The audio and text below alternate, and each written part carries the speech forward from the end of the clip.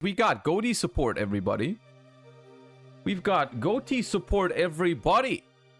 As you guys know, as it always goes, or most of the time, I believe, most of the time when a TCG exclusive archetype is released, the TCG releases 2 waves of 7 cards each. That's how it's been the last couple years. We get 7 Goatii cards in Power of the Elements, and then we get 7 more Goatii cards in Darkwing Blast. We got 7 Tistina cards in Duelist Nexus, and we're getting 7 more Tistina cards in Age of Overlord that we're not going to talk about ever again. But at some point down the line, because these cards are TCG exclusive cards, at some point down the line, they will also be released in the OCG. And this is the case now with Goatii. And very often when they do this, I don't want to say every time because maybe it doesn't happen every time. I think it's every time, but maybe not. Most of the time when the cards are released in the OCG, they give them more support to get the OCG people to actually play the cards, because unfortunately, most of the time these TCG exclusive archetypes, at least in the last couple of years, have not been good enough to see play on their own, right? And this is where some of the most beautiful card creations are from, is when the OCG tries to make a TCG exclusive archetype viable. I'm looking at you, Spiral Double Helix. So, Goatii, I believe, is about to be released in the OCG, judging from these news. And they have just announced 2 additional Goatii cards that are being printed in Phantom Nightmare to support the OCG release of Goatii, which we're going to get in Phantom Nightmare, not Photon Hypernova, in Phantom Nightmare as well. So there's 2 Goatii cards we have to take a look at, so let's do that now. Just as a reminder, Goatii, in my opinion, is more like it's a very gimmicky deck, even though it does have pretty cool features. Like I personally was a fan of both the artwork of Goatees and the kind of like the theme behind it, you know, like a deck that's focused around like banishing your cards, then bringing them back, synchro summoning on your opponent's turn. I think it was a cool concept. It just, I mean, it's definitely flopped in the TCG so far. It's definitely been not good, right? We cannot deny that. So let's see if this changes it, which I would honestly be down for. I'd be down for Goatii becoming a good deck, but let's see. We got Haze of the Goatii. I'm not gonna speculate what the first name is gonna be, because it's gonna be some weird wordplay for fish. Haze of the Goatii, water fish, level 2. You can only use the first, second, and third effect of this card's name each once per turn. If you control a fish monster, you can special summon this card from your hand. Okay, simple enough. Extender, I like it. If a monster is special summoned to your opponent's field, you can target one of them and one of your banished level 6 or lower fish monsters. Banish that opponent's target and this card, and if you do, special summon the other target. Okay. During the standby phase of the next turn after this card was banished, you can special summon this banished card. This card is strong. Don't call it Fish Fenrir. Don't call it Fish Fenrir. Okay, so this thing does a lot of things actually. It at first glance it maybe just seems like an okay card, but no, it's pretty good. So what you're meant to do with this card is obviously you can just special summon it from your hand, and then you're supposed to like get it banished somehow on your first turn. Like you do synchro plays with it, you make it so that Haze of the Goatii ends up banished.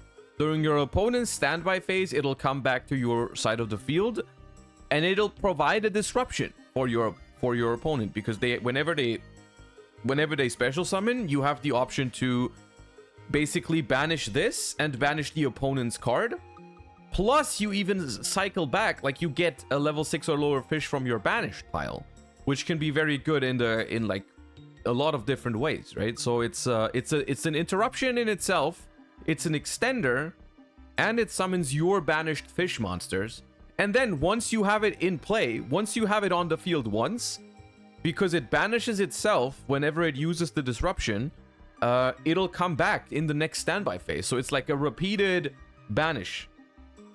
Okay, don't call it SP Little Fish or SP Fish Knight. Admittedly, the second and third effect kind of make it so it's a little bit like SP Little Knight's second effect, where you banish a card every turn. But it's not as good as SP Little Knight. Don't call it SP Little Fish. Actually, no, call it that. I think it's funny. Call it SP Little Fish. It is SP. It's actually SP Little Fish. Okay, we call it that. No, this card is good. This card is good. It's not a bad card. Whether this is going to make Goatii playable or not remains to be seen. But this is a very solid piece of support for the archetype, I'm pretty sure. And then we have a level 6 monster. Alright, Moonlight of the Goatii. You can only use the first and second effect of this card's name each once per turn. If this card is normal or special summoned, you can add one fish monster from your deck to your hand.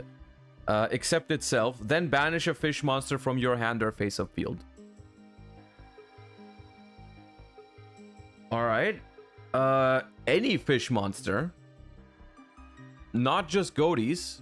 I don't know if that opens up some crazy possibilities. Search Coelacanth? I mean... yeah, you can search Coelacanth, and Coelacanth is a pretty broken card. However, you need to be able... like, it's a very difficult thing to achieve, I would say, because you have to summon this thing, which is a level 6 monster, and then you still need to be able to summon Coelacanth, which is a level 7 monster. So it's... I don't think it's trivial to pull that off. If this card becomes banished, you can banish a fish from hand, face-up field, or grave, except itself. Special summon this card. Okay, we have a way to special summon itself. That's very important on a card like this that triggers on normal or special summon and is a level 6 monster. That is super important. The problem with this card is that you have to get it banished somehow, because you're never gonna normal summon, like you're not gonna tribute summon a level 6 monster in 2023 or 2024 when this is gonna come out, right? You need a way to banish this from hand or deck, you know, but it is potentially a pretty cool card in like 2-card combos. Banishing cards is not hard in Goatii. Yeah, I assume the entire deck is built around it. I know. It's probably going to be possible relatively easily. So I do... and in that case, I think this card is pretty good, because it also lets you banish your other fishes, which is nice. It lets you banish all of your other fishes that are already, like, in the graveyard or still, like, in your hand or on your field to get your effects going. It's one of those cards that really would, like, I don't even know if I would mind Gold Sarcophagus going to 3. But I guess that could be one of the reasons why it doesn't. But I think Gold Sarc to 3 wouldn't be that bad. Like, it would definitely help this deck. It would definitely help this deck. I don't know if it would be too broken. Maybe it'd be too powerful. Maybe it'd be too powerful. Maybe Gold Sarc is a little bit too generic with all those banishing effects, but I don't know. That was the first card I thought of. That was the first card I thought of when I saw this card. Is like, okay, I can Gold Sarc this, special summon it by banishing a fish from hand, field, or graveyard, and then search another fish monster. That seems like a very strong interaction. Without Gold Sarc, it depends a little bit on how easily you can banish this card from your hand or deck, should you draw it or not draw it. But I think Goatii has means for that, and that makes this card a pretty powerful card, because it's a very high level non-tuner as well that special summons itself, so it's an easy segue into your bigger synchro monsters. I think this card is also very good. I think the highlight from these cards is definitely the little fish, though. SP Little Fish is the highlight here, but the Moonlight is also pretty strong, I think. Yeah, I like those. Why are people saying Gold Sarc cannot go to 3 because of Flu, by the way? They don't even play the 1. Gold Sarc is legal right now. You realize Flu doesn't play the card, right? So that it's literally the highest form of chatting. Like, I've never seen a topping Flu on the Reese list use Gold Sarcophagus. So I don't think that's the argument. The argument is not Gold Star cannot go to 3 because Flu exists. Definitely not.